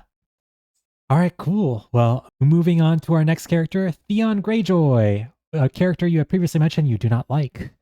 Do you have a favorite Theon Yeah. POV? I do. So my favorite parts of Fion's POVs are the ones where he is writing from Reek's perspective. And the one that is my favorite is the second Reek POV, which is where he is impersonating his old life as like a prince, as an Ironborn. But in his head, he's like, I'm not an Ironborn, I'm Reek. So in that chapter, I think it's something to do with Ramsay's told him he has to pretend to be Theon Greyjoy to, talk to these other people. But in his head, he's like, that's not me. That's not me anymore. I wouldn't do that. And I'm Reek. And he's just fully not embraced Reek, but he's fully believing that he is Reek. Like he has lost all parts of his former self, and he's lost to that Reek persona. So I think that's why I like it, because he's literally saying in it, I'm not an Ironborn. This isn't me. That I wouldn't do this. But obviously, we know it is him. We know he's Theon Greyjoy. That he's pretending to be his old self, but he is still him. But he doesn't think he's him anymore because he thinks he's Reek. So Yeah. that's why I really like the chapter. Well, you knew he was Theon Greyjoy. I, on my first read through, I was not, I guess, I don't know, maybe I was stupid or something. I did not realize it was Theon Greyjoy until much later. Hey, I was like, oh, okay, that's interesting. yeah, because I saw Reek and I was like, Reek, the guy who died in the Clash of Kings? It's like, oh, I guess maybe he didn't die. So in my head, I just was like, all right, I guess Reek is back alive, Ramsay's pet or something. I didn't realize until a much later chapter when Roose Bolton introduces Lady Barbary Dustin. It's like, oh, Lady Barbary Dustin, I'd like you to meet someone. This is Theon Greyjoy. And I was like, oh, holy snap, that's Theon Greyjoy? What the heck? Wow, that's interesting. I would love to know when people's moment was that they realized it was Theon, because mine was, I think it might have been in the first or second week chapter where somebody says, surely that's not Stark's old ward. And he's like, Yeah. surely it can't be him. And I was looking at that and I was like, hmm? And then later on, he was like, I'm not an Ironborn. And then it says, like, the boy he'd been before was an Ironborn. And I was like, the boy he'd been before was an Ironborn, Stark's old ward. And I was like, oh my goodness, it must be Theon. So that's when I realized, and it was that kind of shock moment of, oh my goodness, I can't believe that this is Theon. So I'd love to know when other people's moment was when that hit. Yeah.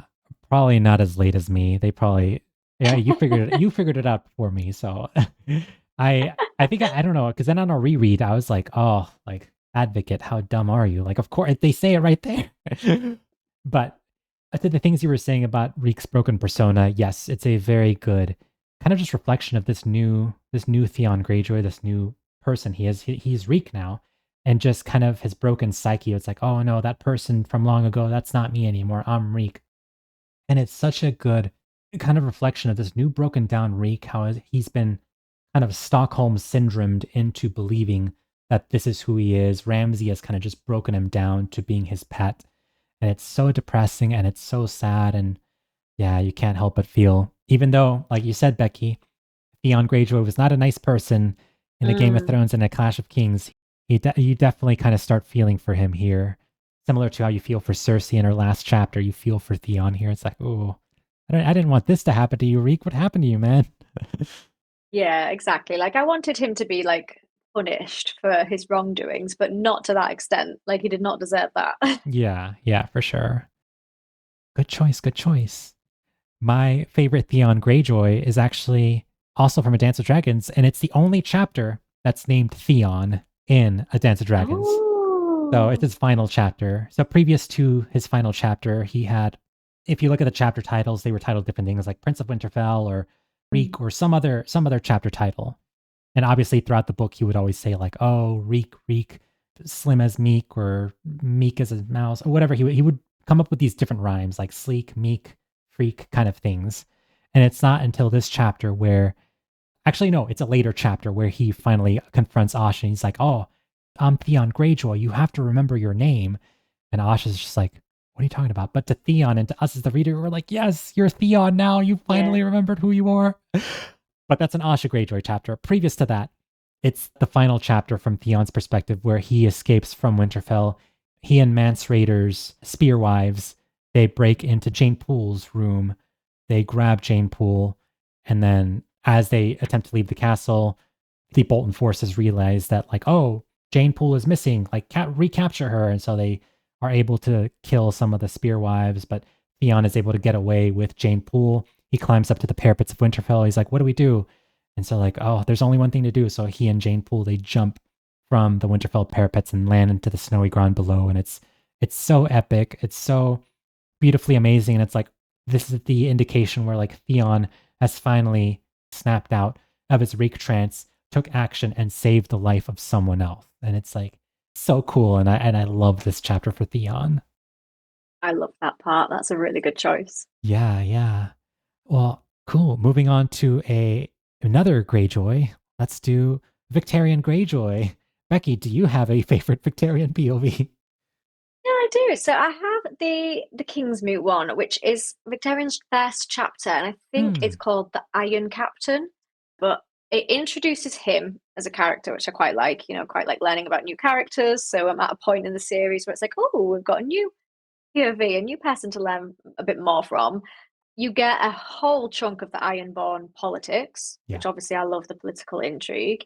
But you also get a very interesting conversation with Asha in it too about the Ironborn politics and how she's kind of she wants her claim but to it, but she's maybe not ready just yet for her claim. So she's not quite ready to rule, I would say, in Hmm. that chapter. So it's kind of them navigating that together. And then you also get a glimpse into Euron Curzai, the big bad. You get a little glimpse into him, but you don't realize how bad he actually is at that point. Yeah, yeah. No, that's true. It's a very good kind of introduction into the politics of the Iron Islands. We love those dripping politics in this land of Westeros. So anything that Mm. delves into any kind of politics stuff is just really, really good. What did you think of Victarion's personality when you first met him? So his personality is not my favorite. It was Yeah. a bit. I'm a conflicted because he's done some very like immoral stuff.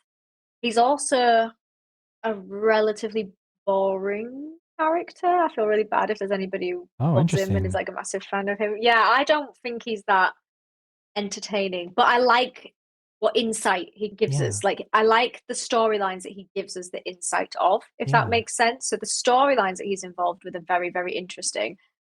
I'm not like the biggest fan of his POV perspective, but Hmm. I've got nothing against the guy. Yeah. No, I mean, from your perspective, Victarion seems like a very good tool for exposition, but at the same time, you're not a fan of Yes. both him as a person. Obviously, he's not a very good person, and you're also not a No. fan of his of reading through him because you find him a bit boring. Yeah, pretty much. Yeah, I don't really like his personality too much.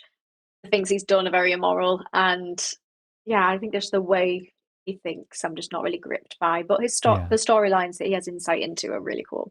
Yeah, yeah, for sure.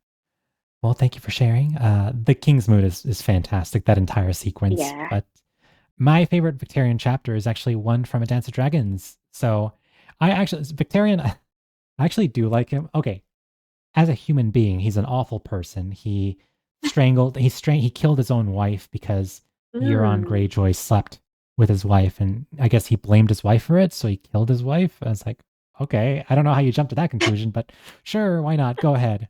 Well, I'm not sure. I'm like, okay, well, that's messed up, Victorian. What the heck? But the reason I like him is because he's so psychotic. He's such a buffoon. He's so moronic, but he's like so confident in himself despite his moronic takes. Mm. And he's like, I don't know. I just can't help but laugh at the buffoonish man. And he's like, oh, Euron wants to marry Daenerys. Well, I'm gonna marry Daenerys in front of him. Ha! I bet he's never gonna see that one coming. And it's like, bro, it's like the most predictable thing you can. Like, I'm sure everybody on planet Earth knows what you're trying to scheme up here, but I don't know, Victorian. I just think he's hilarious in all the best ways possible. But my favorite chapter from him is a Dance of Dragons chapter called "The Iron Suitor," and this is the one where one of Victarion's ships they fish Mokorro, the Red Priest who was traveling with Tyrion and Penny. There was like a giant hurricane that passed through Tyrion's ship, and so Mokorro got thrown overboard.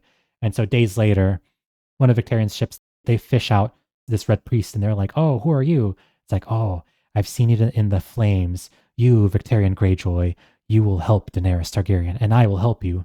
And Victarion's like, I do like the sound of that. It's like, but you will die unless you help me cure your arm. Victarion's like, well, I do want to live longer. It's like, sure, go ahead.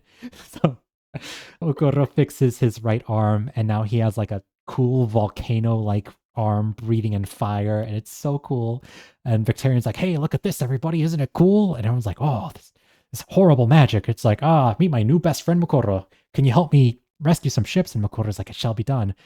I don't, and Mokoro's probably using Victarion for his own gain, but Victarion just doesn't see it. Mm. He's like, my new best friend, you're gonna help me. Thank you so much. It's just like I don't know. I love it. I love it. And I'm also just a sucker for the fantastical stuff. Having like an arm that's made out of like volcanic fire. I'm like, Yeah. oh, I want that. That's cool. Yeah, no, that's a good choice. Yeah, I think to be fair, when you put it like that, boring maybe isn't the right word for him, but I think it's because he is so absurd in Hmm. his way of thinking that when he says something really like silly that's completely unrealistic, I'm a bit like, oh, here we go again. Like it's just not like, you know what I mean? So I'm like, oh, yeah, I wonder how he's going to think about it. Yep, completely irrationally every single time. Every single time. Oh, Victarion. Okay. Davos Seaworth, your favorite Davos POV.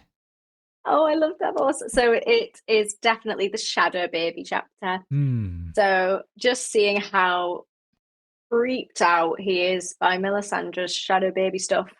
Again, you've got the fantasy elements in that chapter, but there's also, that's not the only part of that chapter. It also is, again, we've talked about politics. There's a lot of politics in this chapter, and how he is like one of the only people who can really stand up to Stannis because of his relationship with him, although not stand up, like you wouldn't stand up to a king, but he's more forthcoming with his opinions. Like if he doesn't Yeah. agree with something that Stannis is intent on doing, Davos feels brave enough to be able to share that with Stannis. And that's what I like in this chapter. So he's kind of questioning, because Stannis has had a lot of new followers. So Davos is kind of saying it's like questioning the loyalty of these new followers to Stannis, and he's kind of just putting forward things that maybe Stannis hadn't considered. I mean, Stannis being Stannis, he basically completely ignores Davos, but at least Davos, feels brave enough to put his opinion forward. Yeah. And then you've got the Shadow Baby goodness at the end. It's again a really interesting chapter and very unexpected. It didn't go the way I thought it was going to go, and I was just as creeped out as Davos at the end of it. Yeah, speaking about those horrifying fantastical elements, definitely Melisandre has quite a lot of that Mm, happening in addition to just Bran Stark in this series. But yeah, you're right. I mean, Davos is the only one who really, and Stannis invites that. He's like, no, speak your mind. Like, tell me exactly what you think. I mm. don't be all these, people that just tell me the things I want to hear. No, tell it to me straight, Davos. And Davos tells it to him straight. And Stannis is like, all right, thank you. Yeah, no, Davos is such an incredible character and such a Mm. yeah, it's a great chapter for sure. Also Yeah. very creepy, like you mentioned. It's very surreal. And like if we all witnessed what Davos witnessed with Melisandre birthing a shadow baby that killed Courtney Penrose in the books, Mm. I think we would all be screaming and freaking out too. Not something we'd be keen to see. Good choice, good choice. I have Davos 4 from A Dance with Dragons as my favorite Davos chapter. And this is actually Davos' final chapter up to this point in the series. And this is where Davos had been captured by Wyman Manderley at White Harbor, and he had been imprisoned. And then the realm had learned that Davos had been executed by Wyman Manderley, but this was all a ploy because Wyman Manderley, just like everyone in the series, they all have their own agendas. Wyman Manderley has his own agenda. He's like, Davos, I'm sorry I had to imprison you, but I had to sell the phrase on this story, on this lie. Yeah, the Red Wedding, I don't believe them for a second. I know it was the Freys and Boltons and the Lannisters who were behind this. I want to spit on the phrase by helping the Starks, my former love for the Starks. And you're going to help me, Davos. And so he delivers this impassioned monologue, one of the coolest monologues in this entire book, to Davos, essentially all leading up to asking Davos, well, commanding Davos, I should say, to go to the land of Skagos, which is an island chain off the north of Westeros, where it is said that Rickon Stark, the youngest Stark boy, is still there with his direwolf Shaggy Dog. And he's like, bring the boy and his direwolf back to us. And then that way we can prove that this little boy, Rickon Stark, is the heir of Winterfell, not Roose Bolton and his disgusting Boltons and their phrase, bleh. No, it's Rickon Stark. Bring him back to me, and I will reward you, Davos. And Davos is like, all right, guess I'm going to Skagos. And it's just like, oh, it's so cool. And it makes me excited for things to come that we may or may not ever see. And I'm just like, but it's so cool in the moment. It's so cool. Do you have any thoughts on Yeah, that chapter? that is a really good one because actually, up until I read that chapter, I'd kind of forgotten about Rickon a bit because he disappears and no one Yeah. ever talks about him until that moment. And then I'm like, oh wow, Rickon, there's going to be something to do with Rickon again. And obviously, with Davos being the main persona for that storyline, I was obviously very happy about that. Again, it just gets introduced too late in the series. Hmm. So I feel like with a lot of these amazing plots, they get introduced too late and then there isn't an additional book to further them along. Yeah. So the chapters that introduce them are incredible, but then it just leaves me wanting more and I'm not fulfilled because I'm not getting any more. So that's my only thing with that one, but it's a brilliant chapter. Yeah, it's a little bit of an anticipation of things that may never come. It's like, oh, we're gonna get this big thing with Davos and Rickon, and then you read the rest of the book. It's like, wait a minute, I guess not in this book then. Then when? Mm, So, yeah, probably never. ah, but it's so cool. It's still cool. Yeah. Okay, moving on. Samwell Tarly, your favorite Sam POV chapter, Becky. So my favorite one by Sam is when he kills the other. Mm, So he's obviously with the Night's Watch and he's reflecting on the battles so far and he's talking about his cowardness or cowardice, whichever is Yeah, the yeah. right term. Basically, he's a coward, is what he's is what he's thinking about. He's thinking about I'm not brave enough, and there's even a point where he's like lying in the snow, and he's like, I could just die here as a member of the Night's Watch. I could just die here. I've Mm, fulfilled my position. And he's like, I can't go on. But then you compare that to the event at the end of the chapter where he's with Small Paul and Gren, and they get bombarded with this other. Sam's got the dragon glass dagger. He, I was going to say, accidentally kills the other. I mean, it was definitely intentional, but afterwards he still doesn't believe he's done it because he's still calling himself like a craven afterwards, yeah. and he's still saying, I didn't do that. And then the other guys with him are saying, "So craven that you've just killed another. Like you've just done that." So that's what I really like because it's the start of Sam maybe becoming a bit more brave or kind of proving to himself that he's done something brilliant there. Yeah. And he still does struggle in the future with looking at himself as brave and strong, but now he's got proof of something that he did that is just an incredible turn of events for his character. Yeah, yeah, for sure. It's definitely what do you a juxtaposition where it's like, he calls himself a Yeah. coward, yet he did this incredibly brave thing. And granted, it was essentially just instinct, his fight or flight senses Mm. kind of kicking in where it's like, oh, other, and he grabs the dragon glass dagger and just instinctively kills it. But he still thinks that, like, oh, I'm no hero. I didn't do anything. But obviously it's that juxtaposition again of this allegedly cowardly person doing this very honorable thing. It's like, oh wow, no, Sam, like you're not a coward at all. Like, come here, give me a hug. No, no, come on, buddy. So yeah, I totally agree with. It's a good look into Sam's character for sure, where we see Yes. that he struggles with a lot of insecurities, and we realize that like a lot of those insecurities, they're not true. They're not warranted. Like Sam is so much better than he gives himself credit for. Yeah, that's why I like that chapter because a lot of Sam's POVs are based on how he views himself and he's very self-critical, which I'm sure a lot of people can relate to, but it's Yeah. it's that case of we can see that he's doing incredible things, but he can't see that. He's not viewing himself in that way. Yeah. So it's that's why I do really like his POVs because we can distinguish between how he feels about himself and what he's actually doing, and then you can kind of relate that to ourselves basically. Yeah, for sure. It's a good chapter, and again, like a good Mm. like people who struggle with those insecurities can definitely see themselves in Yeah. Sam. It's a really good one. I have his final A Feast for Crows chapter, Samwell 5. And this is not the chapter where Sam and Gilly get it on. No, don't worry. this, this is a different. That's a good chapter though. Oh, quality writing. But it's the final chapter where Sam arrives at the Citadel, and he goes inside the Citadel, and the Citadel, he's like, "Oh, I need to see the Maesters," and like the Maesters are like, oh, "Okay, just put your name on the wait list, and someone will see you there in the moment." But then there's someone sitting there in the Citadel, Alaris, who's a person we saw in the prologue of A Feast for Crows, who was a friend of Pate. And Alaris is like, overhears this conversation. He's like, Sam, no one here at the Citadel is going to believe anything you say about this magical stuff, but I know someone who will. So he walks him towards this individual called Marwyn the Mage.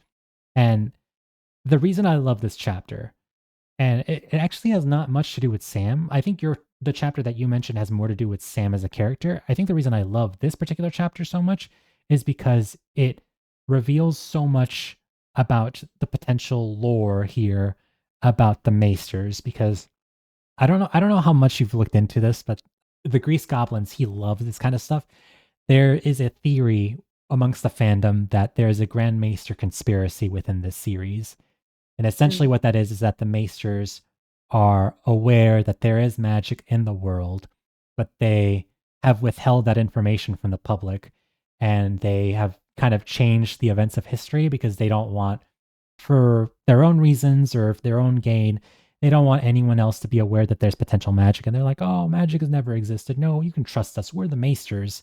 And so there's all these like lies that have been buried beneath the reality of history.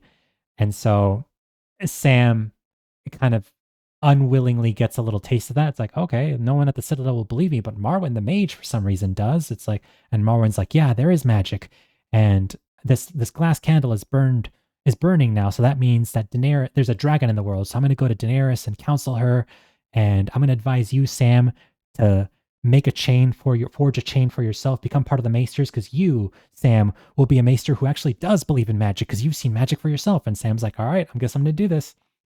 And it's just, I don't know, it's very eventful.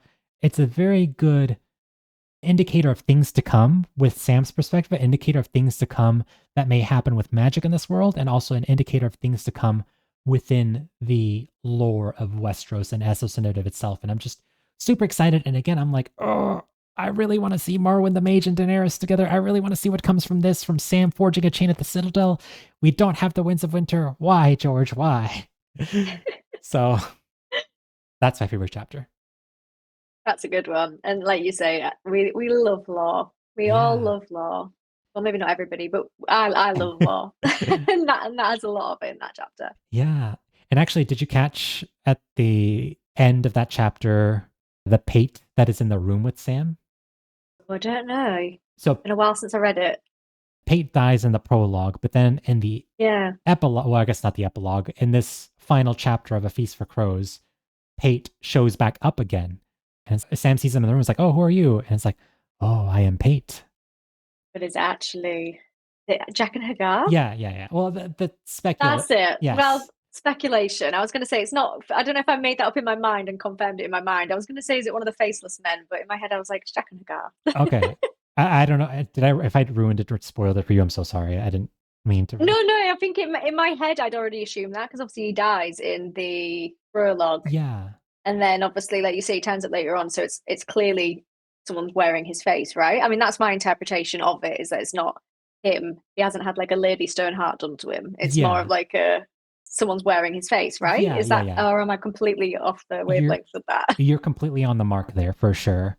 Oh, good. And so like there's speculations like, oh, Jack and Hagar is here in Old Town. He's here close to the Citadel. What's he going to do there? And again, it's one of those questions we don't have an answer to quite yet. But up to this point, it's a very lore-driven, riveting chapter for sure. That's a good choice. Yeah, thanks, Becky. Which leads us to our last POV chapter, or last POV perspective. Brienne of Tarth. Becky, what is your favorite Brienne of Tarth chapter?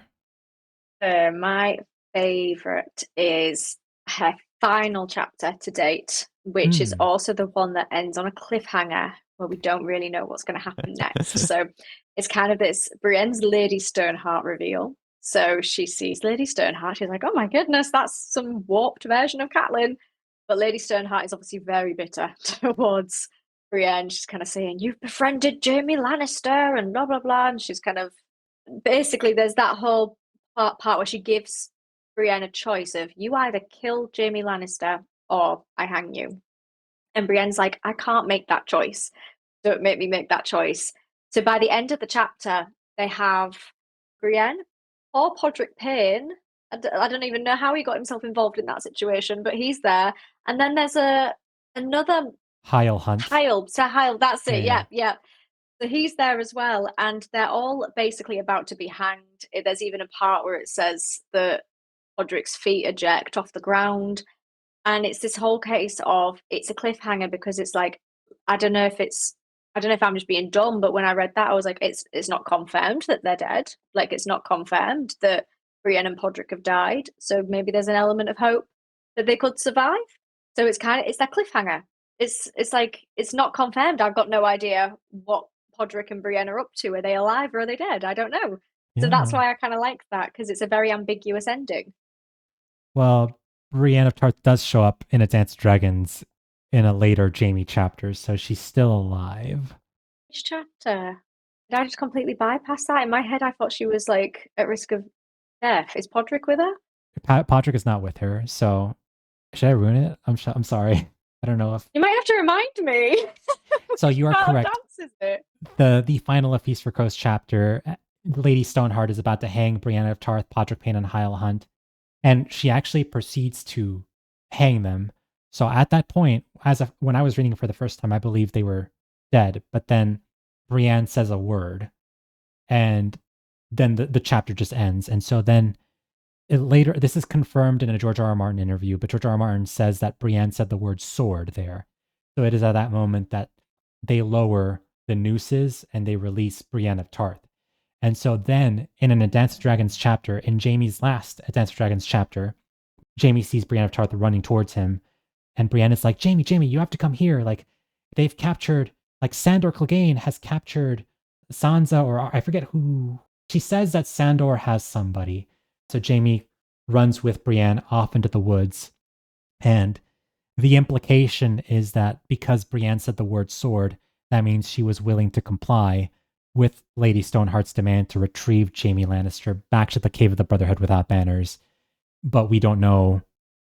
She will. Yeah, I'm assuming Brienne is gonna try to rescue Hyle and Podrick and stop Stoneheart with Jaime's help, and not give Jaime plainly freely to Lady Stoneheart. But we don't know that yet. We'll see. We'll see. Why did I completely forget about that until this moment? I mean, the last time I read Dance was probably about maybe 2 years ago now, and I'd completely forgotten about that until this very moment. Yeah, no worries. That last Jaime chapter, truthfully, is kind of forgettable. The only thing of Clearly. yeah, the only thing that happens of consequence there is Brienne retrieving Jaime, and then Jaime's in Pennytree. So there's a lot of like nods and Mm. foreshadowing, or not foreshadowing, nods to like, oh, like I heard there was this Arlen guy, Sir Arlen of Pennytree, this one time, and so like there's like a nods to Knight of the Seven Kingdoms there, but no shame whatsoever. I totally do not. Oh, it's still a very, very cliffhanger chapter Yeah. because when the point where it ends is a bit, and like you say, the last line of it is she screamed a word. So at that point, you're like, tell me what word? And it's like you have to wait ages until you find out what happens next because the POVs are so spread apart because there's so Yeah. many POVs. If a chapter ends on a cliffhanger, it's like painful before you get to the their next POV because you want to know what happens. Yeah. Can you imagine being a reader in 2005 reading this book and then Oh well goodness, actually I think you can because we're waiting 14 years for for that another is book. true. But That's true. people didn't have an answer to that in 2005 and so then they had to wait till George R. R. Martin told the readers back then like, "Oh, in 2006 you'll see a Dance with Dragons to find out the answer." And they didn't find out until 2011. So It's brutal. yeah. I won't take up too much of your time, but I agree with you, Becky. That is also my favorite Brienne chapter. It's a fantastic chapter, and it is like Yeah. our first. Previous to this, we had only heard rumblings of Lady Stoneheart. We had seen Lady Stoneheart in the epilogue of A Storm of Swords, but since then, we haven't really seen her in person. We've just heard about her throughout the Riverlands. And then finally, we're seeing her face to face as Brienne sees Lady Stoneheart face to face. And it's super, super haunting and super just very surreal and very like, in your head, you're like, Catelyn, what's happened to you? Catelyn, no. But Catelyn has been consumed by hatred. She's like, no, death to all the Freys and Boltons and Lannisters. So yeah, it's a big chapter. It's a big event, and we just got to wait till the Winds of Winter, or maybe maybe a Winds of Winter to see potential resolution with that. But anyway, do you have any additional thoughts on any of these characters and their POV chapters we discussed here, Becky? I don't think so. I think we've covered all of the brilliant ones. I mean, there's some strong chapters that we have talked about today. Surprisingly, I think the majority of them are probably from Storm of Swords and Dance with Dragons. I feel like they're Yeah, the main ones that have come up, which I wasn't expecting. yeah. Despite A Dance of Dragons being my least favorite book, I have quite a lot of A Dance of Dragons representation here, more than I Mm. thought I would. So I think it's also more or less because these last couple of books we don't have follow up to them, so the chapters that kind of leave us in anticipation of what happens next, those chapters kind of stick in our mind more, and we don't really have the answers to them yet. So it's like, oh, it's a favorite chapter, but it's really because I want the answers. Where are the answers? Yeah, absolutely. That's why I want to reread the whole series to see if my opinions change. Because Clash of Kings was always my favorite book, but Hmm. I don't actually think I've even picked any Clash of Kings chapters that are my favorite for any of these Really? POVs. I don't think so. Yeah, I'm just looking through my list now. I don't think there's any. Oh, Oh, Davos is. The only one's Davos, Davos. Shadow Baby. That's the only Yeah, one. Yeah, that's the only one that's in Clash of Kings, but that's my favorite book. yeah. It does have a fantastic sequence of the Battle of Blackwater Bay, but I guess Mm, yeah, characters have better POV like Sansa has better yeah, POV chapters than just the Battle of Blackwater Bay. Tyrion has better hard to chapters. choose. Yeah. Cool. Well, are you fine if we stop it here, Becky? Yeah, no, that's good to me. All right, sounds good. Well, Becky, thank you so much for joining me for this long 2 hour session as we Good talked. luck editing this. Thank you. Thank you. It was a pleasure talking with you with regards to our favorite POV chapters. A lot of fun. Ladies, gentlemen, comrades all around the world, I hope you guys enjoyed us talking about these chapters as well. Definitely leave a comment down below and let us know what your favorite chapter is as well. As I mentioned earlier, the Grease Goblins also had a video on this. Definitely make sure to check out his video on his favorite chapters from each POV perspective. I'll have a link to that video in the description down below. And yeah, thank you so much for watching, guys. Go ahead and visit Becky Does Blog on her channel. Becky, what are you currently working on? I am reacting every week to Game of Thrones. So, obviously, from a book reader's perspective. So, we're on season 5 at the moment. So, we're nearing the end, and we're definitely at the point where it deviates away from the books. So, I have a feeling there's going to be a lot of changes coming up. So, yeah, come on over if you wanna watch Game of Thrones with me for the first time. Yeah, go watch her reaction videos as she is surprised that Penny is not in any of those episodes. Actually, that's one of my favorite parts of Tyrion's POVs. Is just how often he complains about Penny.